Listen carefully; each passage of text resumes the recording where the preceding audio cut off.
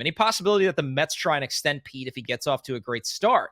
So far, so good. Let's say 3 years, 75 mil. I just don't want to deal with the same Pete drama this coming off season. I like this question, Joe, because it is, and I mean this in the nicest way, it is so self-serving. It's just like, I don't want to deal with this again. I'm tired of it. And we all agree with you.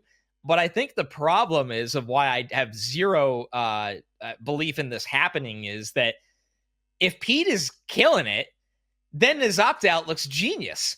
And for the Mets, they're in a scenario where they got incredible value out of the Pete Alonso contract, and they'll have to find a way to, especially with Vladdy off the table for the next, decade and a half, they'll have to figure this out. But I think the whole point of this contract and why it took so long is, Joe, that it put the pressure on Pete to go out and have a good year. And if he does it, you tip your cap to him and he earned whatever is ahead of him. But I don't think these combos are going to take place this year.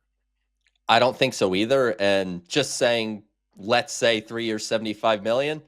That's pretty much what the Mets offered Pete off of 2 bad years. Yeah, he didn't want that. Didn't want that. So I don't think approaching him now with that will get you anywhere.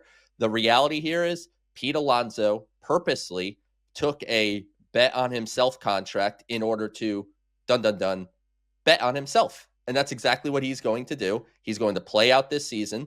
If you want to come and offer him that, 5 or 6 year, $160 million deal that he probably regrets turning down, maybe you'll garner his attention a bit. But at this point, if I'm Pete Alonso or I'm advising Pete Alonso, I'm saying just go rake and the market will work itself out.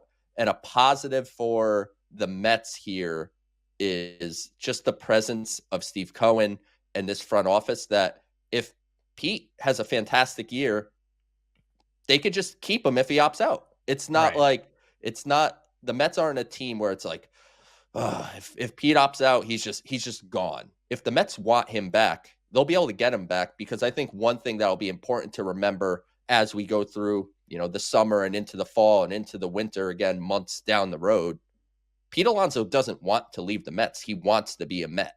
And it's just a matter of making a contract work. So, yeah, I think for now, it's just ride it out. And the Mets do have one option off the board with, as you said, Vladimir Guerrero agreeing to that 14-year, $500 million deal with the Blue Jays, which for me, I am glad. I would have wanted nothing to do with that.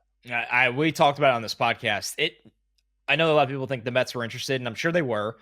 It never made sense to me to have him and Soto on decade-plus deals together when one of those guys on the back half of those deals or the second half of those deals has to clog the DH spot. So I don't know. I didn't really feel a certain way about that as a Met fan. It's good for the Blue Jays and good for Vlad, and probably good for baseball, honestly. Yep. A team gets to keep a homegrown star. Joe, can you extend the qualifying offer if Pete opts out again? Or he's not eligible, correct? You can only make the qualifying offer once. So that's going to help his market theoretically, where more teams will at least want to play.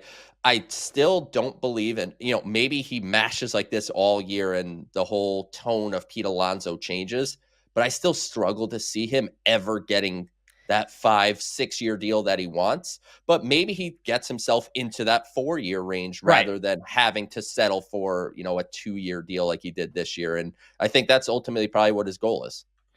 Yeah, you look at Christian Walker's market this year, who was an older free agent first baseman. He ended up signing a 3-year, $60 million deal at age 34.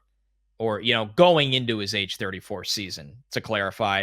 So Pete would obviously top that significantly, but it would give him some term. We're not going to do the Pete Alonso contract conversation all year because there's so much great things going on with this team.